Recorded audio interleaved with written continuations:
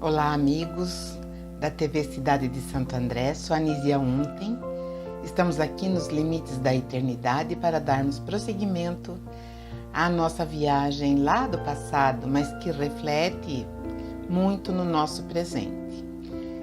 No último episódio eu estava falando sobre Moisés, a sua fuga para Midian, onde ele permaneceu algum tempo, casando-se lá, voltando novamente através de um chamado que ele teve de um, digamos assim, de um fenômeno bem interessante, que na verdade estava em nome, do Senhor, ou então muitas pessoas acreditam que era o próprio Deus que estava falando com Moisés, para que ele retirasse o povo eleito do Egito. Então, como nós vimos, os hebreus permaneceram lá no Egito por 430 anos e em determinado momento eles saem de lá através desse pedido. Mas antes deles saírem, efetivamente, aconteceram muitas coisas interessantes, que ficaram bem conhecidas, viraram filmes, séries, enfim. Mas sempre tem um outro lado, não é mesmo? E é esse outro lado que eu gostaria de expor, porque, na verdade, eram brigas que existiam entre clãs de deuses. O povo de Israel, ele era amparado ou era tido como o povo eleito de Yahvé, como mais tarde, foi chamado esse Deus. E esse Deus Yahvé, ele vinha, de uma linhagem muito antiga, muito anterior, assim como os demais deuses, inclusive os deuses do Egito, que se rivalizavam muito com esse outro Deus. Então, só recordando um pouquinho sobre os nossos colonizadores, aqueles que nos trouxeram um progresso, um aprimoramento racial, onde nós desabrochamos a nossa intelectualidade com mais precocidade, e esses colonizadores eram de uma mesma família, Eles vieram para nós, aqui para o planeta, para o nosso planeta, onde existe, provavelmente ainda, muita compatibilidade de tudo aquilo que nós necessitamos, eles também necessitam. Então, tudo isso aconteceu e a Bíblia relata isso, A Bíblia traz informações bem precisas a respeito dessa visita que nós tivemos, E houve, então, muita briga e muita posse por território e por povo também.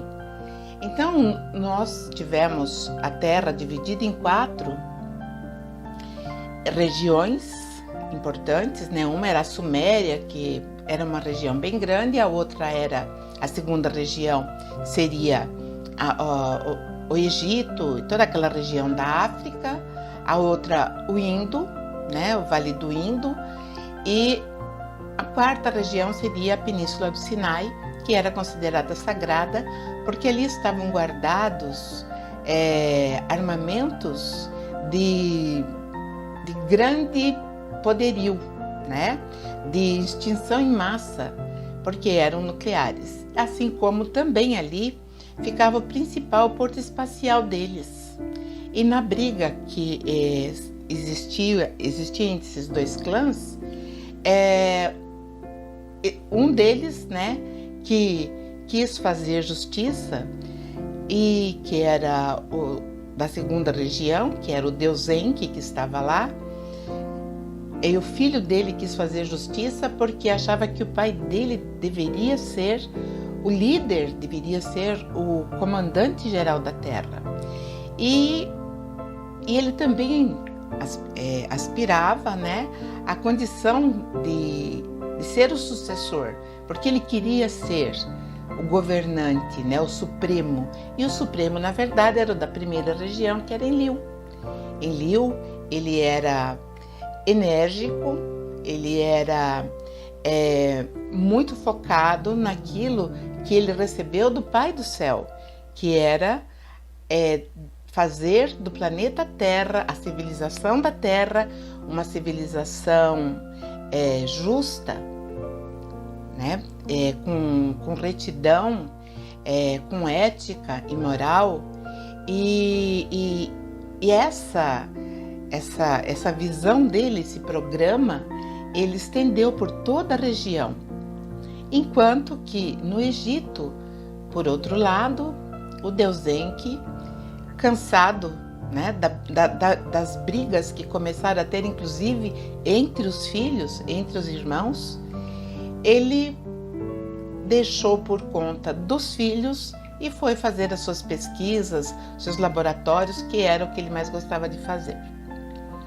Mas as brigas, elas começaram a tomar um volume muito grande, e nesse crescente, né, os ânimos foram esquentando, então virou mesmo, né, uma luta renhida, onde a primeira região que florescia, né, começou a sofrer infiltrações de invasão do povo da segunda região, que era controlada daí sim pelo Marduk, que virou um deus, se intitulou Amon-Ra, se intitulou o Deus Sol, né, que mais tarde será o mesmo Deus Sol, o Deus do Sol invicto, né, que vai ser também adotado pelo Império Romano.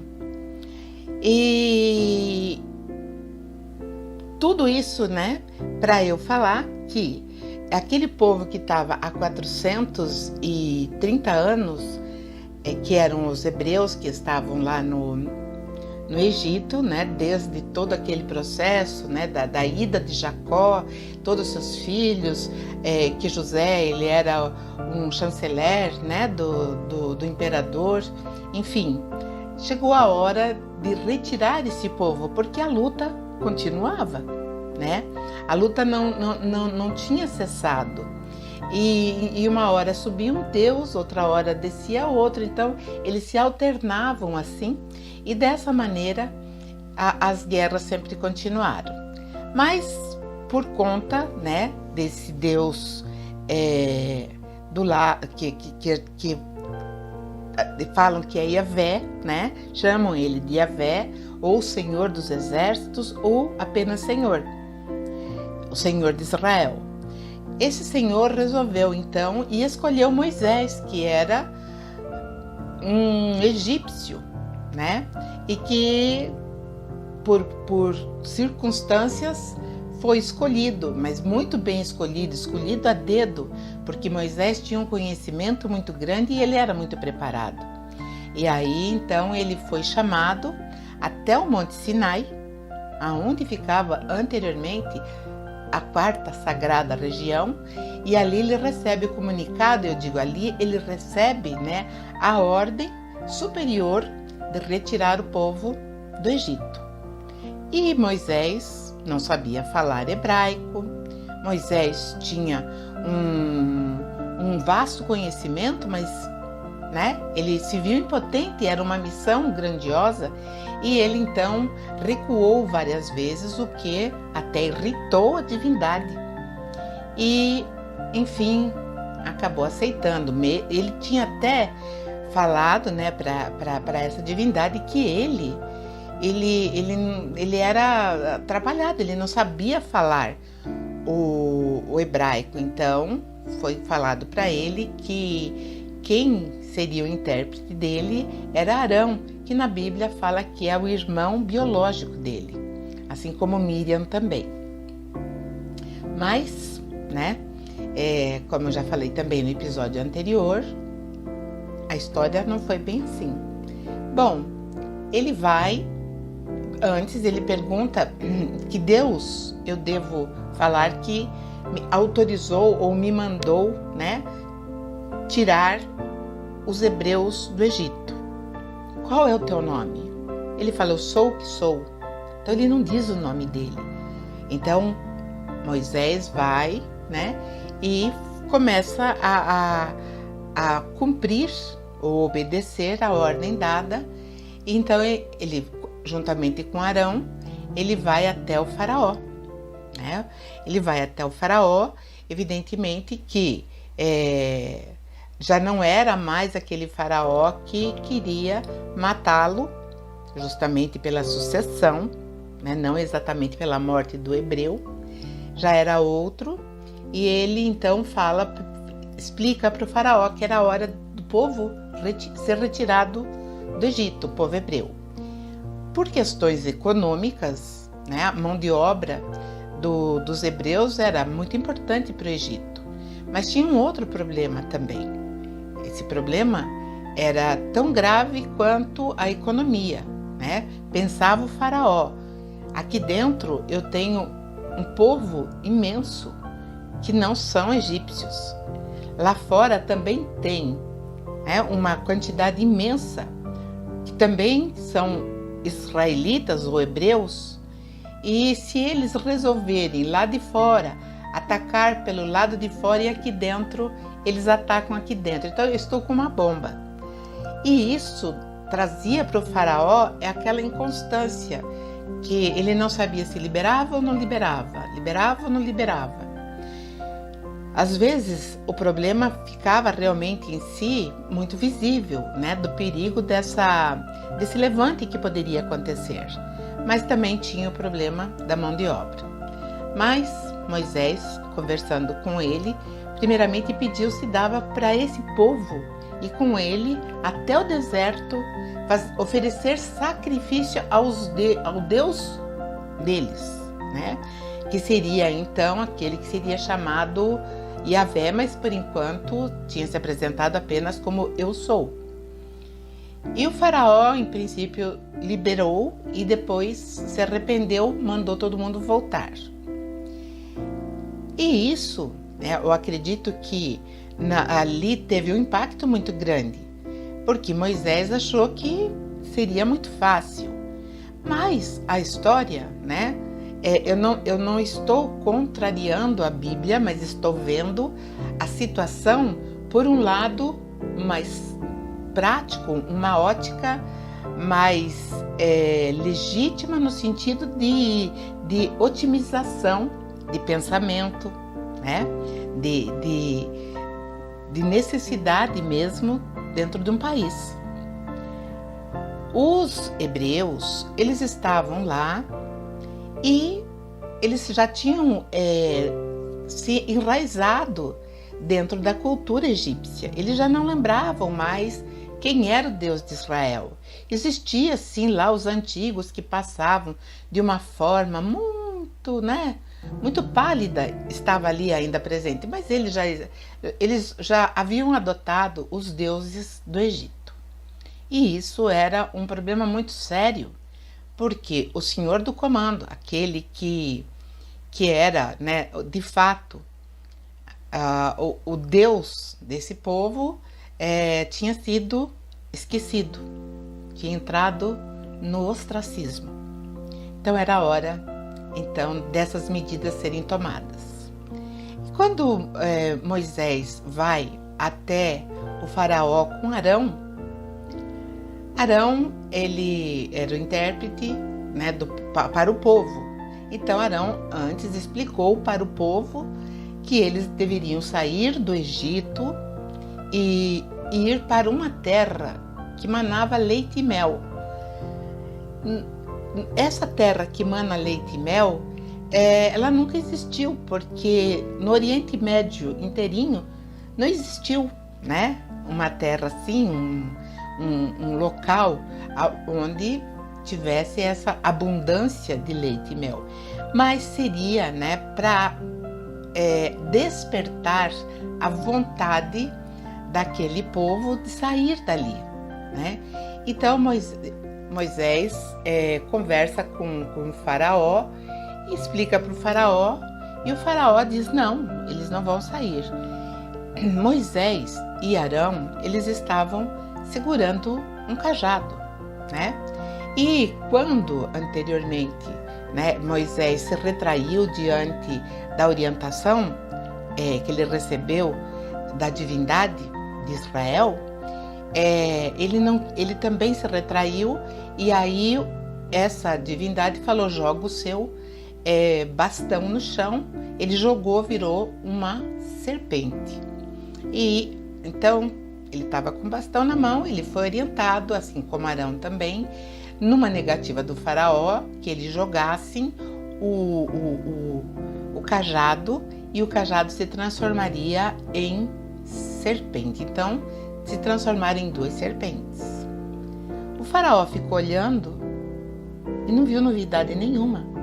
Ele simplesmente bateu, né, chamou o Janes e Jambres, que eram 2 prodigiosos, né, da corte do faraó, e eles fizeram exatamente a mesma coisa. Então houve um enfraquecimento no pedido. E aí Moisés foi falar, né, com o responsável, que ele tinha assumido então essa responsabilidade de tirar o povo do Egito. E aí na Bíblia consta que o Senhor falava que ele endureceria o coração do faraó. Mas na verdade não era endurecer o coração, seriam etapas que teriam que ser cumpridas. Porque quando nós falamos das 10 pragas, a impressão que nós temos é que foram 10 dias. E não, foram, né, um tempo substancial, não foi assim algo inopinado. Por quê? Está escrito, né, no livro de Êxodos que Moisés recebeu a ordem daquela divindade, que seria Yahvé ou Jeová, aqui, né, como é conhecido, todos as israelitas, as mulheres de Israel, deveriam pedir, né, utensílios de prata, de ouro, brinco, roupas que deveriam emprestar das mulheres egípcias, para quando saísse do Egito, estivessem, né, com muitas coisas. Então isso ia demorar um tempo, então não ia ser assim de uma hora para outra. Na verdade, se nós olharmos friamente, seria uma pilhagem, né? E evidentemente que se eu fosse uma mulher egípcia, eu não emprestaria minhas joias, minhas roupas, porque o vestuário era muito caro, mesmo que fosse bem diáfano, né? Porque como a região era muito quente, as egípcias usavam roupas muito minúsculas, né? Eram roupas de alto calor. Bom, mas essa é uma outra história. Aí, devido à negativa da primeira negativa do faraó, então Moisés, ele volta, né? E a primeira vez, então ele chega e fala: pode o povo sair do Egito? Aí a negativa do faraó, né, falou não. Então a primeira praga que vai acontecer, as águas do Nilo vão se tornar sangue, né? E imagine a morte dos peixes, imagine aquele cheiro horrível que levantou, né? Devia ser nauseante. E aí o faraó amoleceu e falou: saio, né? Mas não assim no mesmo dia, demorou, porque mesmo o efeito, né, das águas terem se transformado em sangue, teve um tempo para acontecer toda a tensão, né, e até isso não tá bem, isso não tá bom, né? Então ele se arrepende e traz, o povo volta, né? Aí mais uma praga, mais uma negativa, e a segunda praga chega, que era as rãs cobrindo a terra. As rãs cobrindo a terra vai trazer também um desconforto muito grande, porque imaginem vocês, né, estarem num lugar onde existem muitos répteis, muitos sapos, né? E esses sapos, né, vão trazer um desconforto. Então, durante todo esse processo, né, o povo de Israel, eles não sofriam essas importunações. Não sei, na região que eles estavam, agora eles estavam completamente espalhados, então eles devem ter também sentido o cheiro, né, sentido o desespero, né, das rãs na segunda praga cobrindo a terra. E aí o faraó pedia: peça a intercessão para o teu Deus fazer parar. Aí Moisés fazia intercessão, parava. Mas nova negativa, vem a terceira praga, né? E nessa terceira praga vem os piolhos, né? Que, na verdade, atormentaram os homens, deixaram com que eles ficassem desesperados, mesmo porque quem mais deve ter sofrido era aqueles que tinham cabelos compridos, né? Tinham cabelos. O povo do Egito, eles tinham cabelo raspado, né? Justamente por conta dessas pragas. Então, acredito que os piolhos, né? Eles trouxeram talvez até mais de sabor para o povo hebreu. Mas também pegou nos animais. Nos animais, aí sim, vai para os animais dos egípcios, né? E aí causou, então, um grande desconforto e, novamente, ele libera o povo e se arrepende. E mais outra vez, né? O povo retorna. E já era a terceira vez. Mas Moisés negocia ainda uma quarta vez e a negativa vem. Ele deixa, ele libera, depois ele suspende a ordem da liberação, né? E aí então chegam as moscas, aquelas moscas que atacavam homens e animais, né?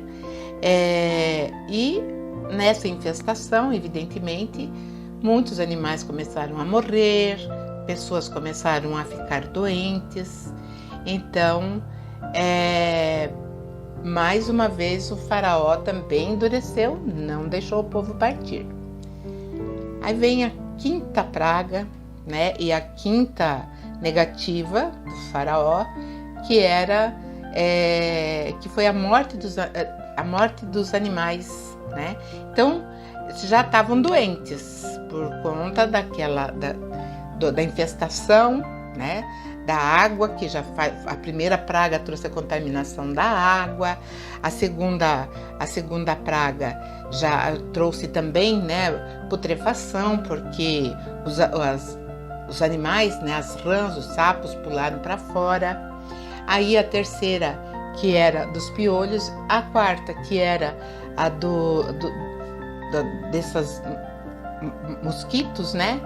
E lógico que a quinta redundaria, evidentemente, na morte dos animais. E por ordem, né, sempre do Senhor, era Moisés que levantava a mão e a praga vinha. E Moisés então negociava: então agora você deixa o povo sair, que tudo isso cessa. E o faraó falava: então ore para que isso cesse. Aí ele orava, né, ao Senhor de Israel, e passava. Aí Moisés: podemos partir? Podem. Mas quando o povo estava saindo, volta, né? Aí vem a sexta praga, que eram as chagas que cobriam, né, homens e animais, o que restou dos animais, e a pestilência também no ser humano. E cada vez mais, né, o faraó, ao mesmo tempo que ele liberava, ele ficava com raiva. Porque nós vamos ver que aí o que entra também em jogo é o poder de ataque desses deuses que estão ali renhidos, né? Brigando, né? Enfrentando, batendo de frente com o outro. Enfim, né? Vem a 7ª praga, que era uma chuva de granizo. E essa chuva de granizo, os animais já estavam abatidos pelas doenças, muitos tinham morrido.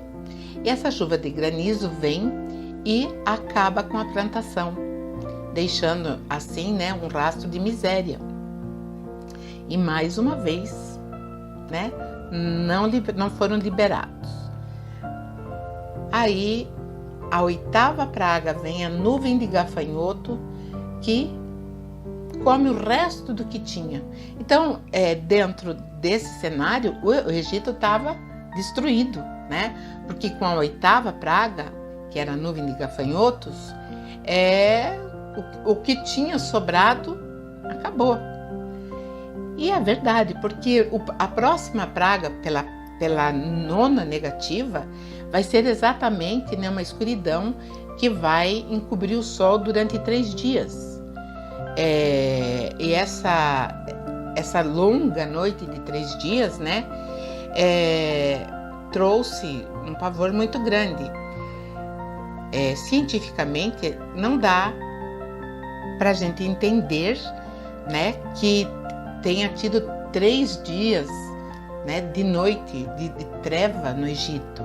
Então, o que pode ter acontecido é uma grande fumaça, uma tempestade de areia, né, que hoje é comum, nós vemos, mas enfim, foi os 3 dias de escuridão que ninguém podia sair. Mesmo assim, o faraó bateu o pé e falou que não. E aí vem a 10ª e decisiva praga, que foi a morte dos primogênitos, né? E não só dos primogênitos, mas dos animais, dos primogênitos dos animais que ainda, porventura, ainda estivessem vivos, né? Então essa foi a 10ª praga, onde o próprio filho, né, do faraó também morreu. E isso trouxe um grande desconforto, né, pro faraó, e ele então liberou a saída do povo. Mas será que ele liberou mesmo? Por quê? Depois de tudo isso, como está escrito, o povo saiu, né? Mas eles tinham lá uma...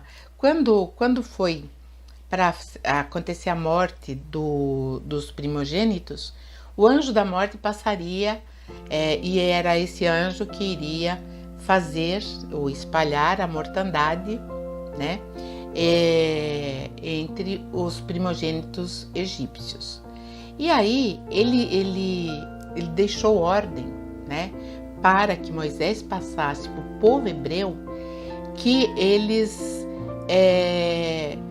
não comessem, né,